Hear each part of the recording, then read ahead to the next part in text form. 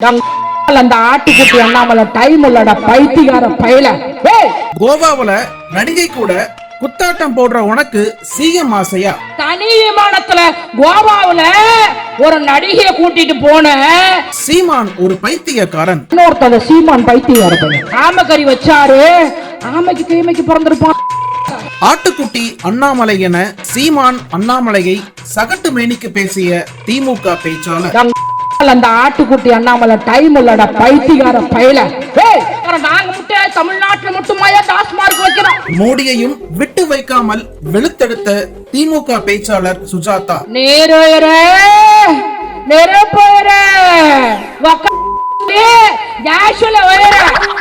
தாமரை மலர்ந்தே தீரும், தாமரையும் மலராது. அமுகு டுமுகு அமால் டுமால். காவல்துறையை சார்ந்தவர்கள் பூஸ்டாலால் தலைவர் தளபதி மு.க. ஸ்டாலினுடைய கழுத்தில் எட்டி உதைக்கிறார்கள். சிட்டி பாபு ஒருவர் இல்லை என்று சொன்னால் இன்றைக்கு தமிழ்நாடு முதலமைச்சரை நான் பார்த்திருக்க முடியாது. சிட்டி பாபு அவர்கள் என்ன சொன்னார் தெரியுமா? டேய், யாரத அடிக்கிற? நாளைய தமிழகத்தை ஆளக்கூடிய தலைவன் என்று சொல்லி உயிரை விட்டாரங்க. அப்படி வந்த திமுகடா 3 மீட்டிங் ஆரம்பிக்கிறானுவ. நான் தான் முதலமைச்சர், நான் தான் முதலமைச்சர். ஏண்டா தமிழ் மொழிக்காக செம்மொழி அந்தஸ்தை பெற்று கொடுத்தீர்களா? இல்ல தமிழ்நாட்டு மக்களுக்காக ஏதாவது செய்தீர்களா? இது புனிதமான மேடை. அவர்களை பற்றி பெயரை நான் சொல்லவில்லை. நான் ஒன்றை மாத்திரம் இங்கே சொல்ல கடமைப்பட்டிருக்கிறேன். புயல் பாண்டிச்சேரிக்கு போய்விட்டது. கிருஷ்ணகிரி மாவட்டம், கடலூர் மாவட்டம் பாதிக்கப்பட்டது. நாளைய தமிழகத்தை ஆளக்கூடிய மாண்புமிகு துணை முதலமைச்சர் உதயநிதி ஸ்டாலின் நேரடியாக செல்கிறார். அதுதான் திராவிட முன்னேற்ற கழகம். அது மாத்திரம் கிடையாது. திருவண்ணாமலையிலே அங்கே மேலே உருண்டு பாறை, கீழே வந்து 6 பேர் இறந்து விட்டார்கள். ஆனால் எப்படியாவது காப்பாற்றி விடலாம் என்று மாண்புமிகு துணை முதலமைச்சர் ஓடோடி செல்கிறார். ஆனால் அவரை காப்பாற்ற முடியவில்லை. 18 மணி நேரம் காத்திருந்தார் என்று சொன்னால் இவர் துணை முதலமைச்சரா, வருங்கால முதலமைச்சரா? அங்க ஐயால 3 மீட்டிங் ஆரம்பிச்சிச்சு. அன்னைக்கு நீ என்ன பண்ண? தனி விமானத்துல கோவாவுல ஒரு நடிகையை கூட்டிட்டு போன. நீ சொல்ற திமுகவை அழிப்பேன் ஒழிப்பேன், 2026 திமுக அங்க ஒன்னும் பண்ண முடியாது. நான் கிட்டத்தட்ட 15 நாளா சுற்றுப்பயணம் செய்து கொண்டிருக்கிறேன். பெண்கள் சந்தோஷமாக இருக்கிறார்கள். நேற்று முன்தினம் ஏற்காட்டில் பேசுகின்ற போது ஒரு பெண்மணி ஓடோடி வந்தார். சொன்னார், என்ன சொன்னார் தெரியுமா? அம்மா, அதாவது என் மகனை பெத்தது வேசுமா, ஆஸ்பத்திரிக்கு போகணும், 50 ரூபா குடுறா அப்படின்னு கேட்டம்மா, போமான்ட்டாம்மா. ஆனா கொஞ்ச நேரத்தில் மெசேஜ் வந்துச்சுமா, நம்ம தமிழ்நாடு முதலமைச்சர் மு.க. ஸ்டாலின் 1000 ரூபா போட்டாருமா. நான் அதை எடுத்துட்டு போய் 50 ரூபாய்க்கு ஊசி போட்டேன். நான் மகன் பெத்து வேஸ்ட். ஆனா பெக்காத மகன் மாண்புமிகு மு.க. ஸ்டாலின் என்று சொல்லக்கூடிய ஒரு தலைவர் தளபதி மு.க. ஸ்டாலின், நீ நல்லா நடிச்சினா போதுமா? அதை திமுக அழிப்பார. நான் ஒன்று மட்டும் சொல்றேன். ஏன்னா நீங்கள்லாம் போய் வந்து அட்லீஸ்ட் ஒளியுமாவது பார்க்கணும். நான் சின்ன அடுத்த மீட்டிங் கொடுத்துருக்காரு என்ன அன்பு தம்பி. நான் அதில் நான் விரிவாக பேசிக்கிறேன். ஏன்னா சீக்கிரம் முடிக்கிறேன். நான் என்ன சொல்றேன்னா, அதாவது தலைவர் தளபதி மு.க. ஸ்டாலினை திமுகவை அழிக்கிறேன்னு சொல்றீங்களே. ஒன்று மட்டும் சொல்றேன், திராவிட முன்னேற்ற கழகத்தை அழிக்க வேண்டும் என்று நினைத்தவர்கள் அழிந்து போயிருக்கிறார்கள். திராவிட முன்னேற்ற கழகத்தை ஒழிக்க வேண்டும் என்று நினைத்தவர்கள் ஒளிந்து போயிருக்கிறார்கள். பக்தோச்சரம் திராவிட முன்னேற்ற கழகத்தை குழி தோண்டி புதைப்பேன் என்று சொன்னார். வரலாறு கிடையாது. ராஜாஜி அவர்கள் சொன்னார், திராவிட முன்னேற்ற கழகத்தை மூட்டை பூச்சி போல் நசுக்குவேன் என்று சொன்னார்கள். வரலாறு கிடையாது. அம்மையார் அவர்கள் சட்டமன்றத்தில் எனக்கு எதிரியே இல்லை என்று சொன்னார். ஒரு முறை அப்படிதான் அம்மையார் அவர்கள், மாண்புமிகு பேரவை தலைவர் அவர்களே, நான் பாப்பாத்தி என்னை ஆட்டவும் முடியாது, அசைக்கவும் முடியாது. மாண்புமிகு பேரவை தலைவர் அவர்களே, எனக்கு எதிரியே இல்லைன்னாங்க. ஆனா அப்போல்லாம் மருத்துவமனையில் இருந்தாங்க. அன்றைக்கு எதிர்கட்சி தலைவர் தளபதி மு.க. ஸ்டாலின் அவர்கள் சென்று வெளியே வருகிறார். பத்திரிகையாளர்கள் கேட்டார்கள், அம்மாவை பார்த்தீர்களா என்று கேட்டார்கள். அதற்கு சொன்னார் தலைவர் தளபதி மு.க. ஸ்டாலின், பார்த்தேன் என்று சொன்னவர்களை பார்த்தேன், ஆனால் எனக்கும் ஜெயலலிதா அவர்களுக்கும் பல கருத்து வேறுபாடுகள் இருக்கலாம், ஆனால் எனக்கும் முதலமைச்சர் ஜெயலலிதா அவர் சிங்கப்பூர் சிகிச்சைக்கு செல்ல வேண்டும் என்று சொன்னவர் எங்களுடைய மாண்புமிகு தலைவர் தளபதி மு.க. ஒரு கவிஞன் குடையை பார்த்து கேட்கிறான், குடையே உனக்கு மழை பிடிக்குமா வெயில் பிடிக்குமா என்று கேட்கிறான். அந்த குடை சொன்னதாம், என்னை யார் தாங்கி பிடிப்பார்களோ அவர்களுக்கு நிழலாக இருப்பேன் என்று அந்த குடை சொன்னதாம்.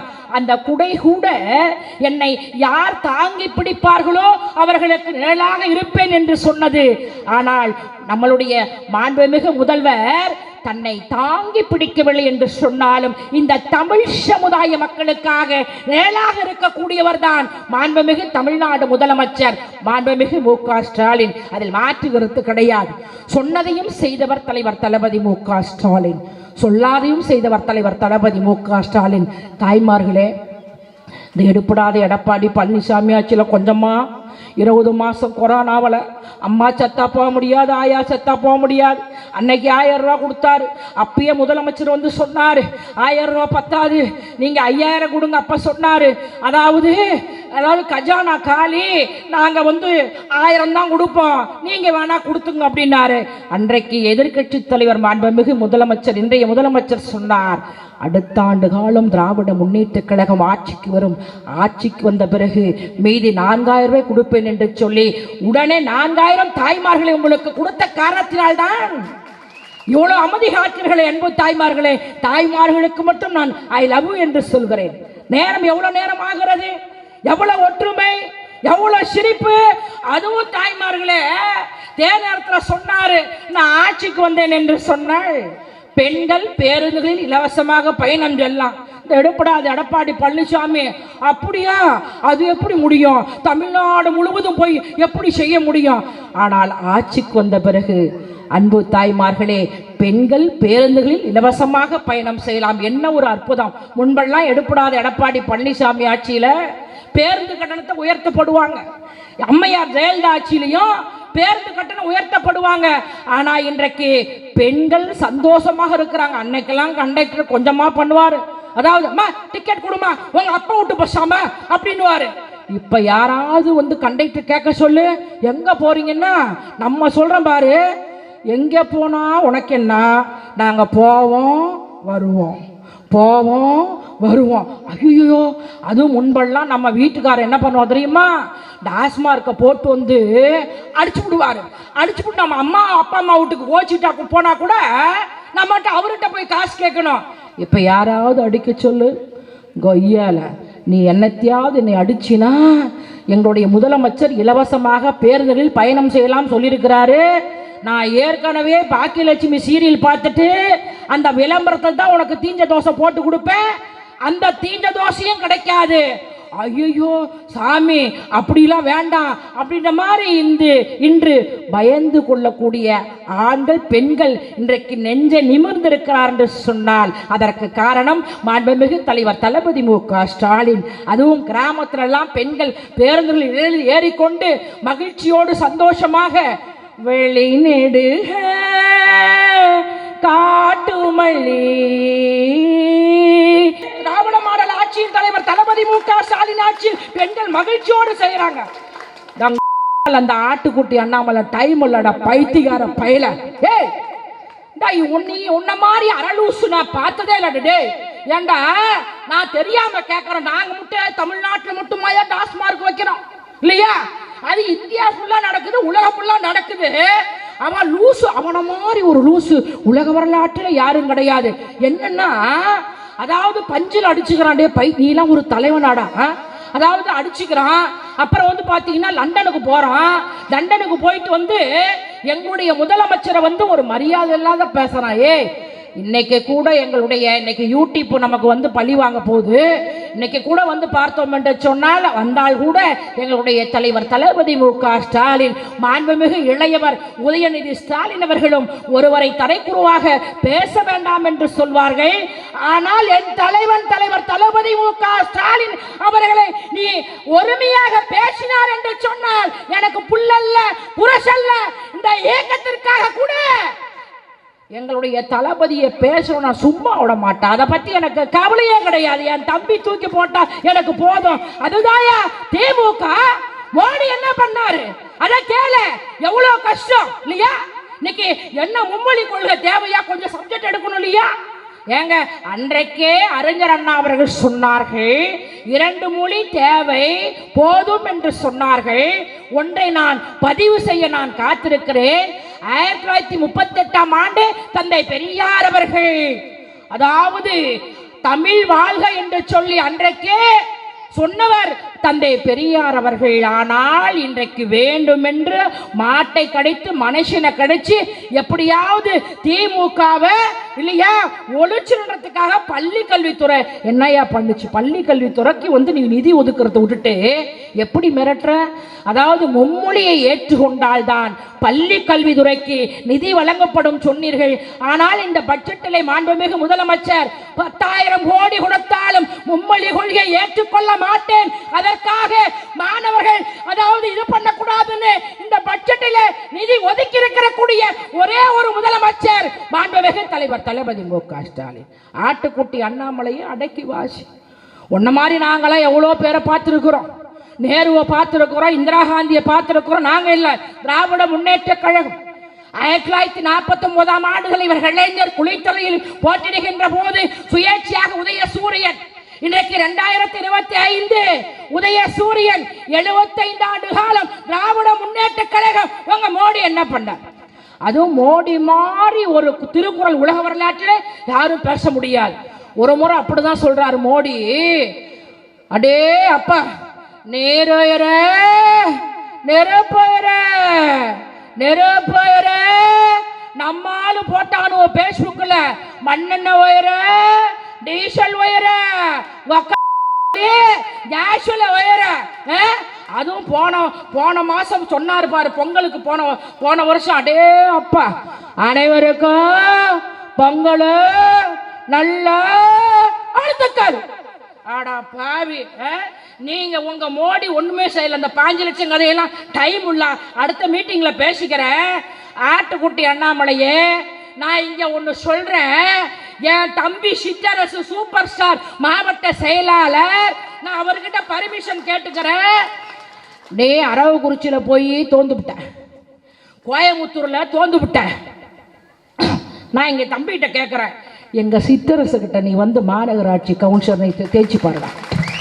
நான் உனக்கு தான் பேச தெரியுமையா? எங்க கட்சியில கிளைகழக கட்சியாரு கூட பேச்சால இவன் போய் இந்த ஆளு போய் ஓட்டு கேட்க சொன்னா, அங்க பாரு நீங்க வந்து டிவி இதுல கூட பார்த்துருப்பீங்க, கலா மாஸ்டரோட போயிட்டு குட்டியானை கூட்டிக்கிட்டு டான்ஸ் ஆடி 2 பேரும் நீங்களும் பார்த்துருப்பீங்க. அதில் வந்து பார்த்தீங்கன்னா மக்கள்கிட்ட ஓட்டு கேட்கணும் இல்லையா? நான் தம்பிகிட்ட கூட மாநகராட்சி கவுன்சிலராக நிற்கின்ற போது நானே என்னுடைய அன்பு தம்பி என்று சொல்லி வாக்கு கேட்க வந்தேன்.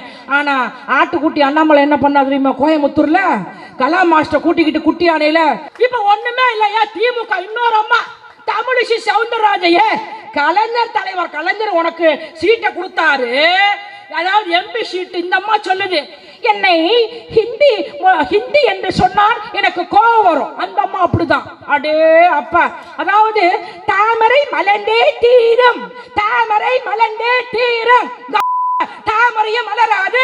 அன்றைக்கு நாடாளுமன்றத்தில் 47% இன்றைக்கு இந்தியா டுடே பத்திரிகையில சொல்லியிருக்கு. இன்னைக்கு 5% உயர்ந்திருக்கிறது. நான் தமிழ்நாடு முழுவதும் சுற்றுப்பயணம் செய்கிறேன்.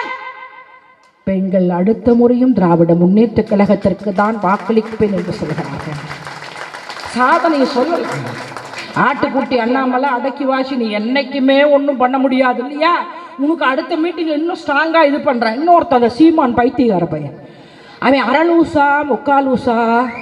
அடே அப்பா, அவன் சொன்னான் பாரு, ஏண்டா பிரபாகர் எவ்வளவு பெரிய ஒரு தலைவர் கலைஞர் அன்றைக்கே பார்த்தோம் என்று சொன்னால் பிரபாகரனை அன்னைக்கே சப்போர்ட் செய்தவர் முத்தமிழ் அறிஞர் தலைவர் கலைஞர். இவரு என்னமோ சமையல்காரனா பேசுறாரு. அவர் எவ்வளவு பெரிய பிரபாகரன் தலைவரை எனக்கு அப்படியே உக்காந்தாரு. 12 கிலோ ஆமைக்கறி வச்சாரு. ஆமைக்கு கைமைக்கு பிறந்திருப்பான். அப்புறம் 12 கிலோ எவனா தின்னுவானா? இட்லியை புட்டா கறி வருதாண்ட முட்டாள் பயல. ஏண்டா நீங்களா வாய்க்கிலேயே பேசுவீங்க இல்லையா? திமுக ஒழிப்பேன்றீங்க. இப்ப வேற வந்துருச்சு. நான் என்ன சொல்றேன்னா அடக்கி வாசி இல்லையா? நீ ஒண்ணுமே பண்ண முடியாது இல்லையா? நாங்கள்லாம் எவ்வளவு ஒரு டீசெண்டா உங்களுடைய அப்பா இறந்த போது கூட எங்களுடைய மாண்புமிகு தலைவர் தளபதி மு.க. ஸ்டாலின் நான் இருக்கிறேன் என்று சொன்னவர் எங்களுடைய மாண்புமிகு தலைவர் தளபதி மு.க. ஸ்டாலின் ஒரு எளிமையான முதலமைச்சர். கேளுங்க, தப்பு கிடையாது இல்லையா?